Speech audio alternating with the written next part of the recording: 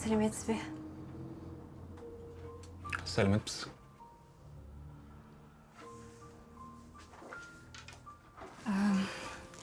Өткенде дөрекі сөйлегенім үшін кешірім сұраймын.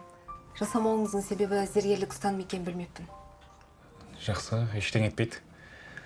Мән жайтты түсіндірмеген өзінен де ағаттық кетті. Қандай керемет.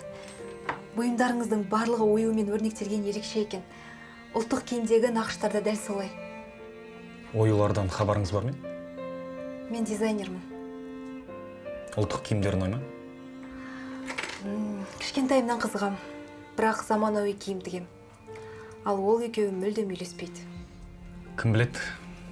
Қазіргі барлық жасалып қойған заманда жаңа дүние ойлап табу оңай емес. Иә, қайталап жасаудың өзі оңай емес. Жарайды, сіздің уақытыңызды алмайын. Сау болыңыз. Жолыңыз болсын.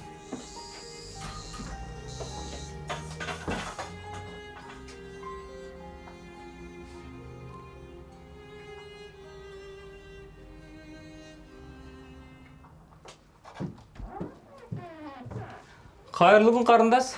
Сәлеметсіз бе? Тапсырысым дайын болды ма? Әрине.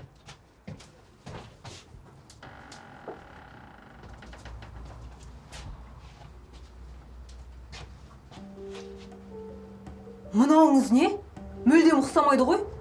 Қарындас, жұмысым ақшамен уақытыма сай.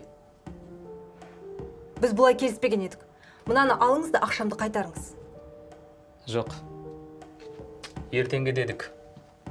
Мен жұмыс уақытымды созып, бастысы жасадым. Енді ақшаңыз қайтарылмайды. Бұл барып тұрған тонау. Ұялмайсыз ба? Қарындас, маған не дейсің? Ұнамай ма? Басқа жаққа бар да жасат.